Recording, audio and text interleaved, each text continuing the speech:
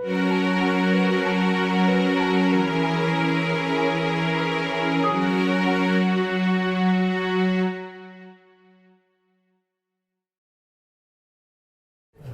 everyone. We'll get going. Thanks for coming out on a particularly cold evening. My name is Raj Bhatla. I'm the Chief of Psychiatry at the Royal, and it's a pleasure to welcome you to the Royal for one in our series of conversations at the Royal. We have a variety of topics that we do on a regular basis, and we see part of our mandate at the Royal as providing information to the public and welcoming people to our space. Today's topic is it's a challenging one and a difficult one, and we're gonna have a couple of firsts as well. So hopefully you guys won't mind. You're a bit of a very informal, a little tongue-in-cheek, but you're a little bit of my focus group. So we will be trying some technology that will allow you via your cell phone to text answers in, and we'll see them on the screen. It's completely anonymous, of course. If it doesn't work, we might go old school, and I'll ask for you to raise your hands. So that really works. It's old technology, but it works really well. This is a difficult topic, and it's an important topic, though. So for some people, it's deeply personal and raw for some people, so I'd caution you a little bit on that. But I think if we don't deal with some more difficult topics, we never get to reasonable solutions. So I'll get going. So that's the agenda for the evening. I always talk about conflicts of interest, so I will share mine. We'll start off with a little bit on stereotypes and biases. We'll move then on to the sort of meat of the matter, and that's the issue of suicide and depression. We'll have a little conversation about that. We'll talk about perceptions, and we'll come to some conclusions and see how the focus group does. So for my conflicts, that's one of mine. I have two boys, so it's an important conflict, and I thought I would share that conflict with you. I have a couple of other sort of conflicts as well, and thank yous. My wife does the bulk of the preparation for these presentations, and I always want to thank her for that. She doesn't like public speaking very much and likes her privacy, but she has the same conflict I do in that regard. We have a couple of I have another conflict, and that's I work in the operational stress injury clinic at the Royal, and it's a very specialized clinic, and the clientele we treat are veterans, military personnel, and RCMP. It is a partnership with Veterans Affairs Canada, and so mainly end up treating men. About 80% of the clientele we treat are men. So over the last few years, I've developed a perspective and understanding of what men go through, and that informs some of my thinking.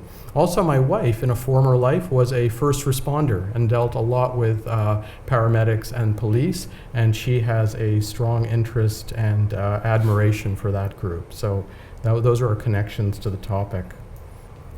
A couple of things we always do these days, at least let people know there are services in the region, crisis lines being one, and we'll go over others as we go along. So moving along to stereotypes, and I think they're really, really important.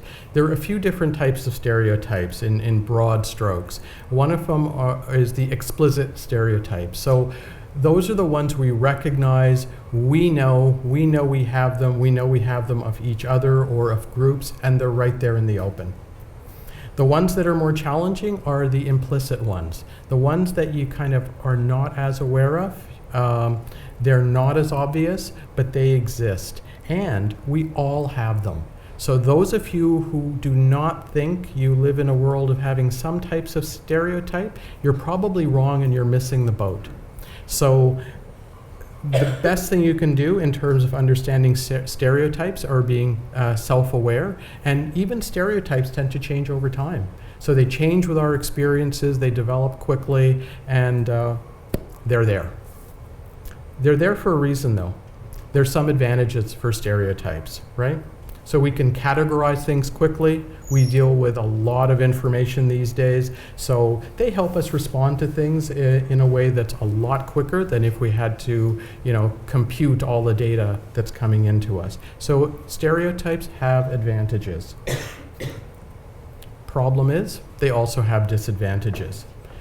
They can certainly be misguided and false, and there's an interesting phenomena. They tend to depersonalize things. So when you categorize things in broad groups, you miss their individuality. They also tend to overemphasize group differences. So it's a us versus them phenomena. We recognize in our own group that there's variation, but in other groups we tend not to really recognize those. They can particularly be wrong these days because globalization has really changed things. People move very easily, information moves very easily, so stereotypes that used to be perhaps a little more valid are just not. And I think stereotypes really can contribute to bias. And in our current information age, there's even more of a problem with bias. So how many of you, we'll try the hands first, have heard of the concept of echo chamber? Yeah, so a few. So basically it's yet another way that people can reinforce their biases, right? So we all have viewpoints. Whatever viewpoint you have in the current day and age, you can go mainly to the internet and you will find something that absolutely reinforces your viewpoint. So it reinforces your viewpoint. You usually end up surrounding yourselves with people who are like-minded, like-thinking, and they confirm, again, your view of the world. We used to call that kind of confirmation bias. These days, echo chamber is another way to look at it. Think about the movies we choose to see, the television shows we watch, and the news channel, if we can barely call them news anymore, the political advertisements that are there now in our news.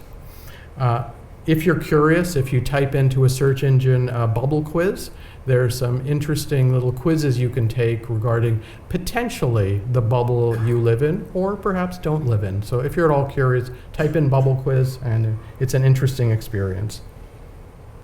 So this one will take a few minutes because we're just going to get our polling software up and running. So I'm not a big texter, but if you take out your cell phones and go to your text function, so you need to text to the number, so you're sending to 37607. That's right up there. And you're texting the message, Royal Polls, all in one word. I'll give you a little bit of time to do that. What should show up on your screen after a few seconds is welcome to Royal Polls. And Peter Ewell is the name on that. And someone's already answering. Okay. So it's on your screen, just for those also, but it's 37607. And then the message is Royal Polls, and you'll get a message back saying you're connected. So I'll give people a moment to get on.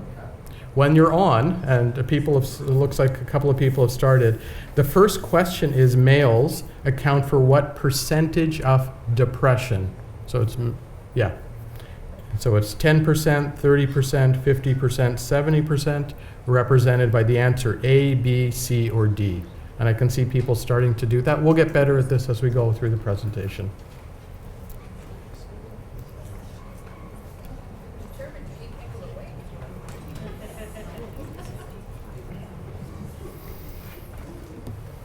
I'm tempted to call this like a racetrack announcer, but I won't. No.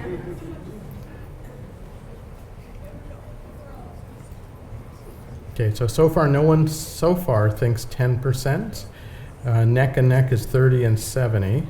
50's there. Someone just to mess with me put in 10. No, and that's fine. That's absolutely fine. So I'll wait till it stops moving, and then we'll see what the audience thinks on that one.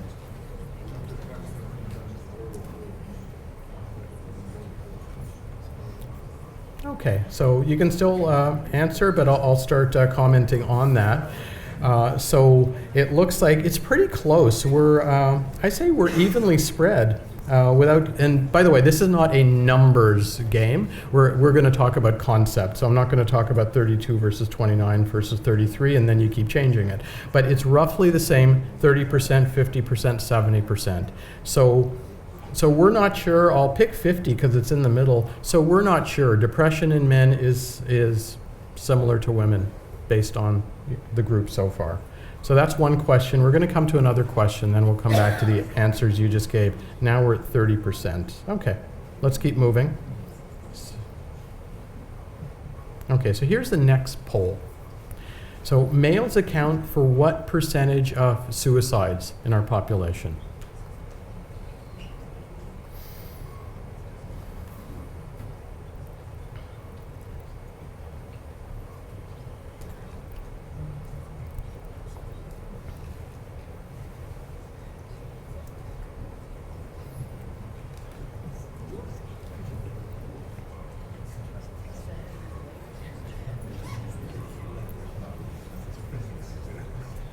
Okay, so we'll let some answers continue to come in, but this is a pretty sophisticated audience, recognizing that suicide is overrepresented in the male population, and death by suicide is actually about 80% in our society. 75 to 80, but again, it's not a numbers game. We're going to call it 80. That's the closest one.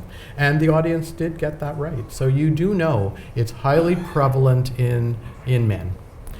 So with that answer, which is correct, and the previous one, which was a little less clear, the answer on depression, diagnosed depression in our population is roughly, and I'm going to stick to roughly, 30% women. It's about 2 to 1, women to men.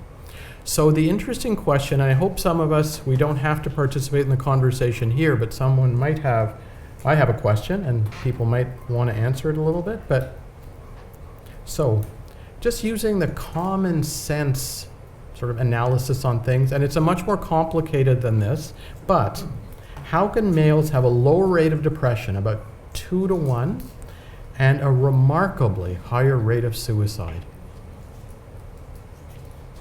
So it doesn't really work, does it? And we're going to get into reasons why and unpack some of this, at least from my concept of things, because there's really no good answer. Does anyone have any questions about that, or are we all okay with, yeah? So you're saying Yeah. males have a 30% rate of depression and females have 60%? So roughly, yeah, I'll repeat that. So roughly, it's 2 to 1. So again, I don't want to play numbers game, but it's about 2 to 1 females are diagnosed with depression to males. So 2 females for every male are diagnosed with depression. So it's overrepresented in the female population, 2 to 1 roughly, and underrepresented, but that's not a good term, but death by suicide is much more prevalent in males, 80%. And I'm appealing to a common sense approach to say, does that work for anyone?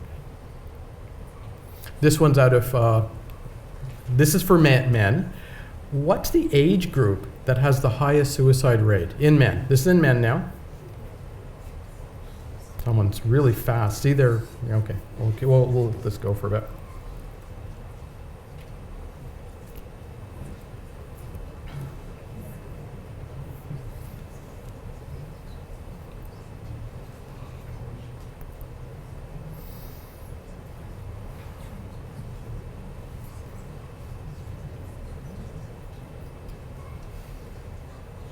Okay, so pretty widespread.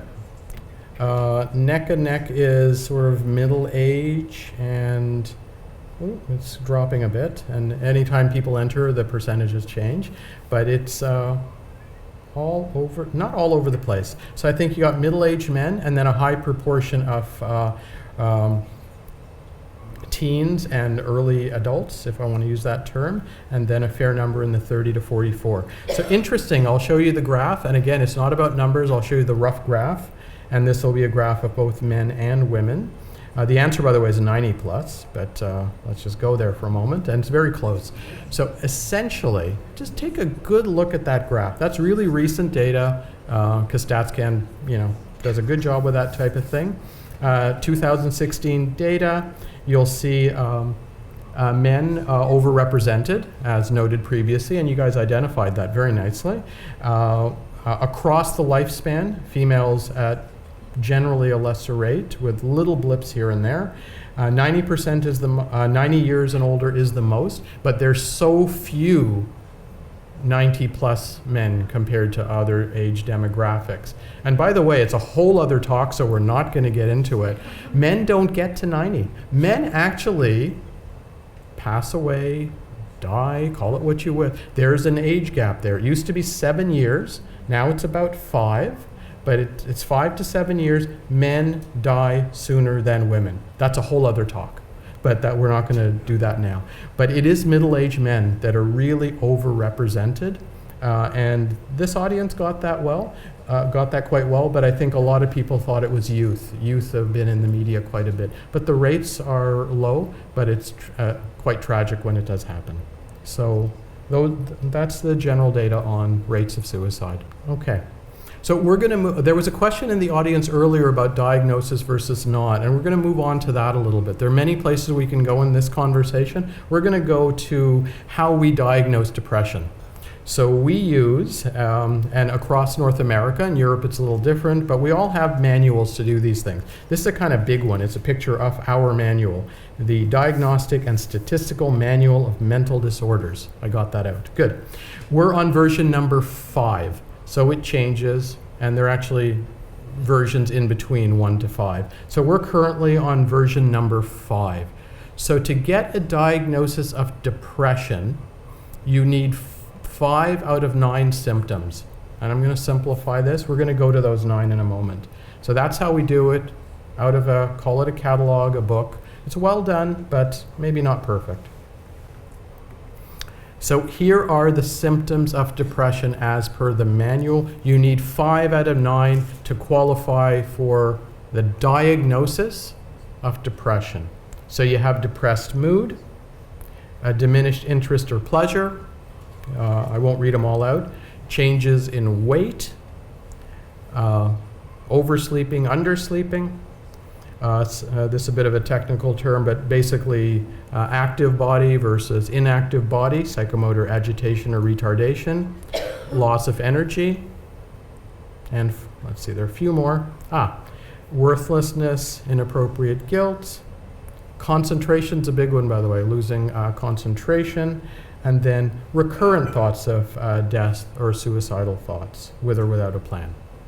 Now, I would caution you, do not diagnose yourself. I don't want anyone going out of here with what I would call medical student syndrome. As you're going through medical school and you're going through diagnoses, you end up with absolutely everything, right? So yes, please do not make your own diagnosis of depression. All of us at various points in our lives have bits of this. So don't walk out of this room saying, Dr. Bhatla diagnosed me with depression. I really didn't. So those are the symptoms of depression, DSM-5. Our current manual. And that's what we use, by the way, for disability forms, evaluations, all of that. That's what we use. Now, if you go to other sources of information, including clinical sources, the one I've used here is the National Institute of Mental Health. If you go to their site, well recognized, they'll tell you that men certainly have the same symptoms as women, so those are common. But they have a different constellation in many cases. They also have an increased use, and I took this straight out of the National Institute of Mental Health, use of alcohol or drugs. They have physical symptoms, the headaches and pains. Another fairly not unique to, but separate with men, irritability, anger, aggressiveness. It can come out in that fashion. High-risk activities, driving or actually the use of substances excessively, and in particular a withdrawal. Men withdraw when they're depressed. So those are also symptoms that we know clinically, but not out of our manual of depression. So it's a bit different than our DSM-5. We're going to go back to alcohol and drugs in a moment. So what our classification system does potentially, it changes our individual perceptions of depression as well. So where do you go when you try to find out what you're suffering from? Physical or mental or anything? People go straight to the internet. And by the way, especially men go to the internet. So if you go to the internet and you look up signs and symptoms of depression, you will not find really the high risk taking, alcohol, substance abuse. We all know as clinicians those can be a part of a depressive syndrome, but they're not part of the diagnosis. And that changes things. And what does that do for our things like screening tools? So we have screening tools that we will use in family practice. We use actually in psychiatry, we use them at the Royal. The Health Questionnaire 9, which is based on the DSM-5. So already you're screening for depression and you're leaving out certain symptoms that are fairly common in men. So what does that lead to? You're then potentially underdiagnosing. If you're underdiagnosing because you're not screening as effectively as you might, you're undertreating. And there's a bottom line here. It's not about numbers of symptoms and diagnosis and labels. It is contributing to suffering, and I would hypothesize that contributes at least a little bit to the high prevalence rates of suicide in men. And we're going to get back to alcohol and substances in a moment. And a question for you. Males account for what percentage of alcohol abuse dependence? We use different terms, but we'll use that one for now. 30, 50, 70, 90. You guys are getting really good, by the way.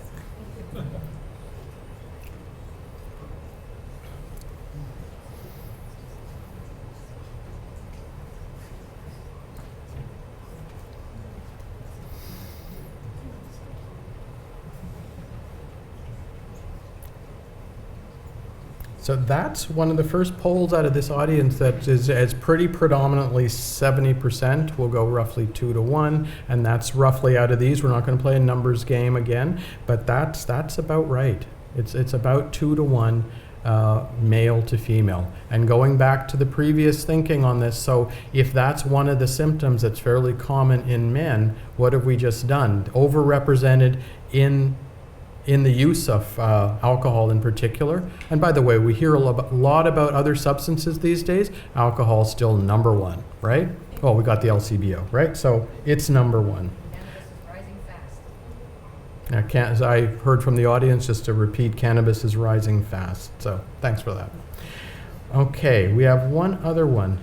It's so current, I thought I'd throw this one in there too. It's very current stuff. It's in the news a lot, so I'm curious what you guys think. Males account for what percentage of opioid deaths?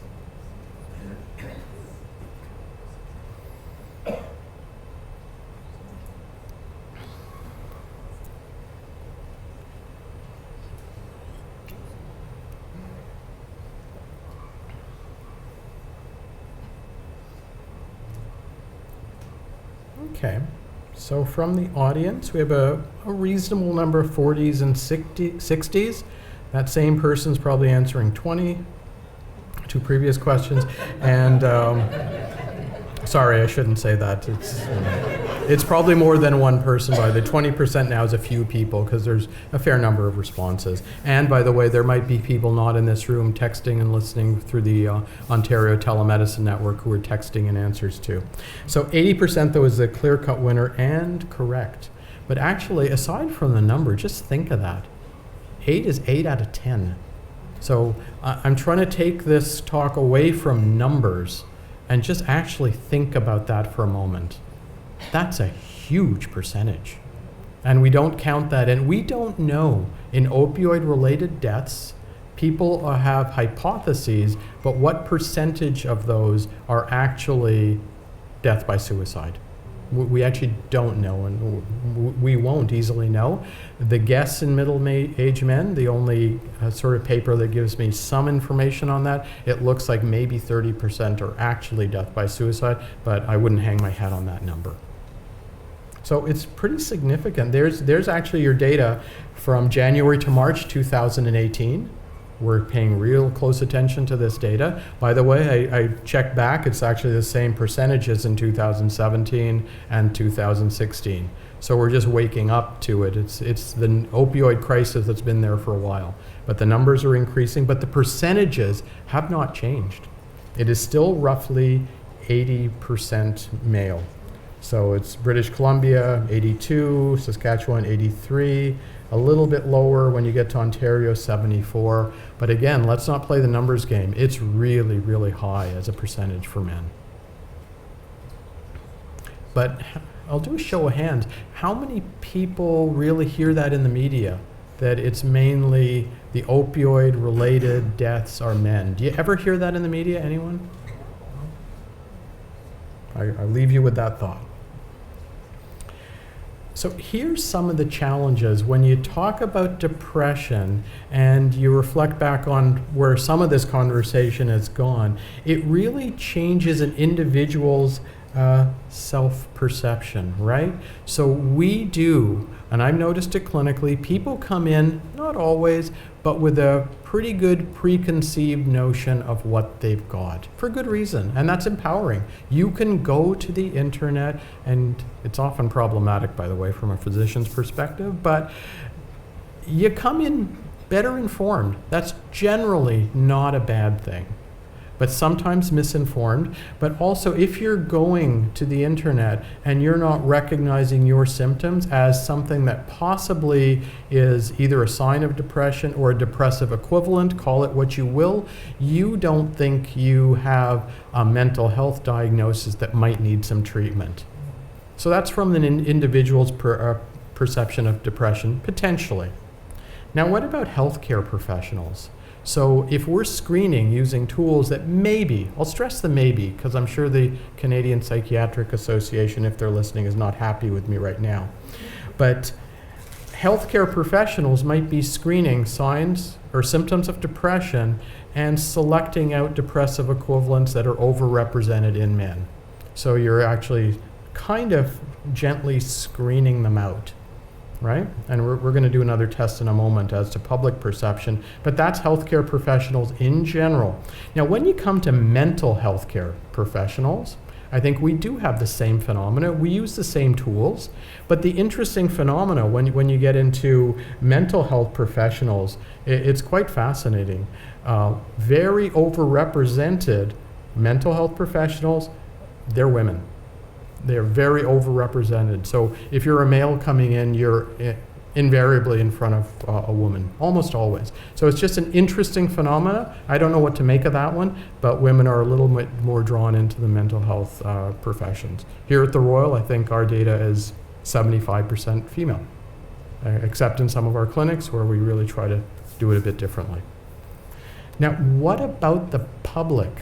What does the public think about depression in men? And we're going to do an interesting little quiz in a moment. I'll share with you one article right here out of University of Westminster. And by the way, the UK is way ahead of us when it comes to looking at gender and symptoms and things. I'm going to read this one out actually. So it's a case study, and to set the stage, pretty large study, about 1,200 to 1,300 participants to the best of my recollection, divided into two groups. One group got this scenario. So half the group, 600 plus people got this scenario. For the past 2 weeks, Kate has been feeling really down. She wakes up in the morning with a flat, heavy feeling that sticks with her all day. She isn't enjoying things the way she normally would. In fact, nothing gives her pleasure. Even when things happen, they don't seem to make Kate happy. She pushed on through her days, but it is really hard. And it goes on a little further, but that's the scenario given. And half the people were asked whether this could be sort of mental health condition, right? So, and they gave an answer. The second group, same group, got the exact same scenario, precisely the same scenario as this one. You change one element though. Kate is now Jack. So same scenario, exact same wording, everything, big enough sample that you can make some inferences from it, and it is Jack. And here's one of the results, actually the main result, right out of the study. So respondents, the people in the call it experiment or the study, were more likely to indicate that a male vignette did not suffer from a mental health disorder compared to a female vignette. So they could identify it more easily in the female. Some identified in the male, but more easily in the female. Interesting in terms of also awareness, perhaps, of depression in general. Women were better in both groups in identifying that there might be a mental health diagnosis in either male or female vignette. So to me, that's a really interesting study. All you have to do is change the gender and you change the perception about whether or not someone has depression with the exact same symptoms. And if you don't think, I personally believe that happens not only in the public, it happens to men in general who also have that same belief. They are part of the public. And I think it happens also to our healthcare system and providers. So that is at least, I think, part of the issue. If anyone really knew the issue, by the way, this would be much more easily solved, but I think that's part of it. So I have a poll for you. What if you were in this study? Now you're in the study, be honest about this one. Would you have picked out Kate as more likely, Jack as more likely, or would you have picked out equally? You could have gone from either scenario and you would have equally gone Kate and Jack. Like you knew both, you're really objective about this, you changed the name, it doesn't matter to you.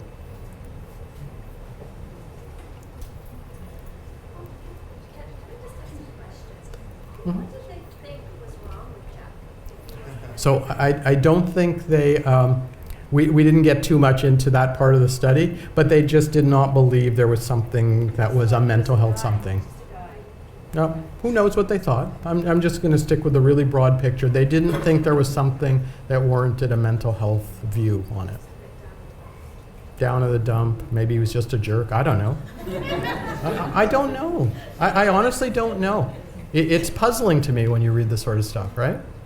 How big was the difference? Big enough to be significant, yeah. I'll also throw this out. How big a difference does there have to be to make this important? So anyway, thank you. Good question. So this group is quite certain that they are much brighter than the UK audience. So, and that's great. That's absolutely great. Yeah. So I'll just do, yeah. So let me ask one other question about this study. So this group is pretty confident, although some would have gone Kate before Jack. Someone thought Jack, or a few people, but most people are pretty equal. Now, after we leave this room, actually this is a more sophisticated audience. The fact that you show up, we've already self-selected. You've come to the Royal, you've come to a lecture on this topic. So it's a self-selection here a little bit, but just out of curiosity, what about Canadians in general? So we just sampled the UK population, we found out what happened there. How about Canadians? What do you think? Not you, but you know, others. Okay, we'll wait for a few more to come in. I can't stay like that. Okay, good, because I was really worried about what you think of your fellow citizens, but I'll leave you with that thought. But actually, I believe some of that is actually true because this is a self-selected group. So, but you think your fellow citizens would have gone similar to the British, so, okay. So why does this actually matter? Let's go back to that. So what really matters here, it's a matter of suffering, really. So people who have depression, they really do suffer. And you really feel for people who aren't treated for depression when they have a depression. So that's one of the purposes I wanted to have this conversation. And a fair number of authors have talked about this as a silent epidemic, that we don't talk about male death by suicide. We talk about it in general.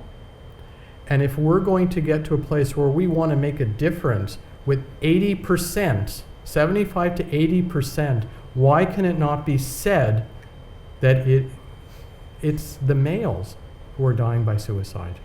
And that's just a reality. There's a lot of data out there in mental health where you can debate a lot of stuff. This is one of those granular statistics that's hard to argue. There's a definitive way of measuring this, and it's real easy, and it's 80%, 75 to 80. I don't think you can fix something that you don't see and you don't articulate. And if we don't articulate it, we won't change it. And I used to think, so this is a male issue, and that was my concept. I do not think it's a male issue. This affects individuals, it affects families and communities and our society. So the fact that this remains a silent epidemic, that's one of the terms used, or a silent tragedy, whatever you want to call it, isn't really good enough. So I thought it was important to bring that out. Again, a very sophisticated audience, but I'd even ask you to think back. In media, have you ever heard the stat? We know it here in this room because we're pretty good. Again, you came out here, it's a self-selected group. But in the media, have you ever heard the stat of 8 out of 10 deaths by suicide are male? Someone put up your hand, please. You must have seen it in one media report. We have one. Do I hear 2? We have 2. Yeah. So it's not much, right? And I think it's a really important stat to get out there and have a public conversation about it. And if you don't mind, I'm going to personalize it a little bit. Not for me. I'll show you what I mean. I've been an assistant funeral director for 26 years. You see tragedy, you see sometimes relief from families. You see really sometimes how cruel humans can be to each other. I responded to 36 murders in 2 years. Suicides, the oldest person I looked after was 85, the youngest was 10. Came to a head probably about 3 or 4 years ago where, the heart of the depression really kind of set in, where I had terrible anxiety. I had decided January 7th, 2016 was going to be the day. So that morning, January 7th, I woke up, had breakfast, kissed my wife goodbye, drove my son to school, dropped him off, and off I drove to a park just in between Bell's Corners and Canada. I'm sitting in a park and I've got a rope in the back of my vehicle. It was funny, I wasn't crying, I wasn't upset, I was truly at peace that this was going to be it. I've kind of felt these hands on my shoulder and this voice in my head saying, it's going to be okay. I've got you. Pick up the phone and make a call. If I get somebody, if somebody answers the phone, I'm going to get help. If I have to leave a message, I'm walking off into the forest. So I phoned my doctor, and they picked up. And at that point, I thought, when does that ever happen? When do you call your doctor's office and they ever pick up the phone? I'm very confident with who I am, very confident with who I was, and very confident with what I'm supposed to be doing. It all comes down to a one simple truth that I tell people all the time, is we need each other, and we have to care for one another moving forward.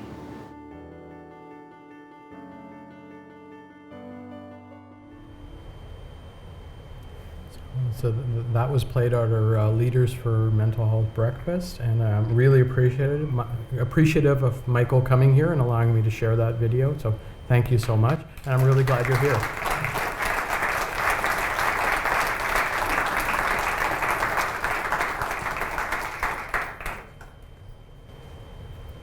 So it's real and it's personal. I shared a lot of data with you. It's not about the data, but the data also matters. So we'll go forward. There's a little more left. So what do we do? Now, certainly I don't have all the answers on this one because we don't really know what to do. But I think we have to be really careful, back to the original sort of beginning of this conversation, reevaluate our perceptions and biases about potentially depression and men. We do need to actually be more publicly aware of the issue and some of the data and some of the reality. I think we actually have to have courage to accept the data. We don't even get it out there. So data on men and death by suicide is just not out there. It's not in the public awareness. we're going to have a public health approach, and it has to be an approach that also has some more specificity to reach out to our male population as well. Another really important piece, we really need, I think, to adopt a strengths-based approach to male mental health. So we hear a fair amount about, and there's a lovely paper in the Canadian Journal of Psychiatry in the fall about victim blaming. And we've moved away from that in most areas of healthcare. So we really draw upon people's strengths, not their weakness. So we hear sometimes that the solution is, well, geez, just go to your doctor more. What the heck, right? Well, maybe that's part of the answer. I don't think that's the full answer, right? Just get your checkup. Take better care of yourself. You know what? Open up and learn to talk to people. Just go and meet and talk to people, get together in groups and talk. Well, guess what? Men don't tend to do that very much. So how do we devise services that also reach out to the people who don't necessarily want that approach?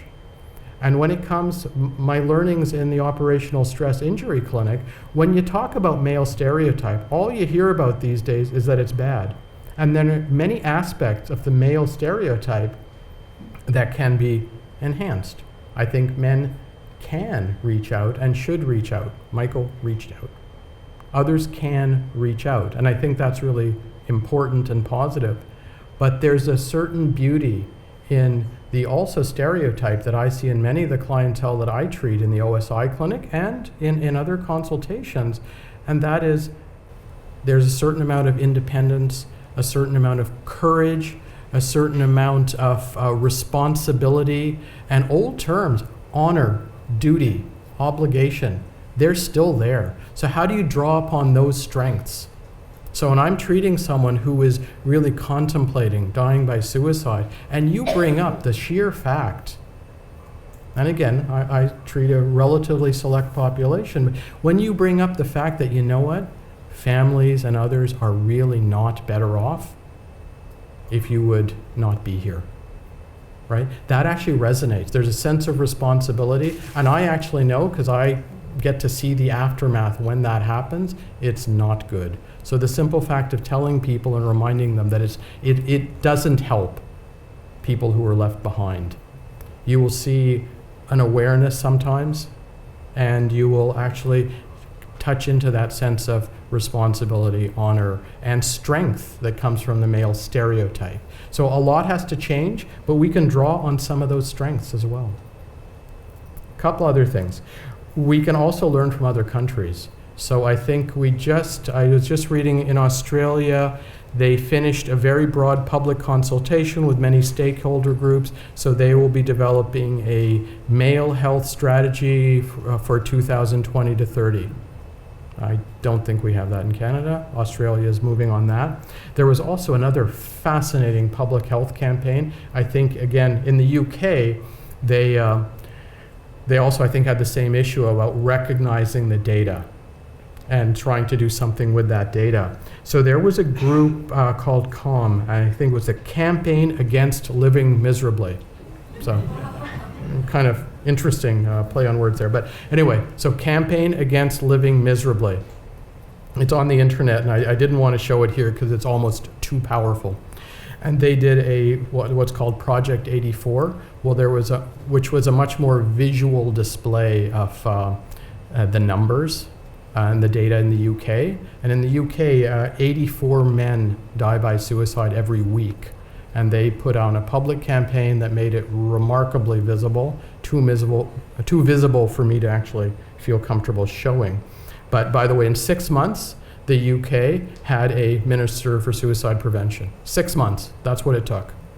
So very, very powerful campaign in the UK. So we tend to idealize much of the healthcare parts of the UK. That was an interesting approach, almost too in your face, almost classically British, by the way.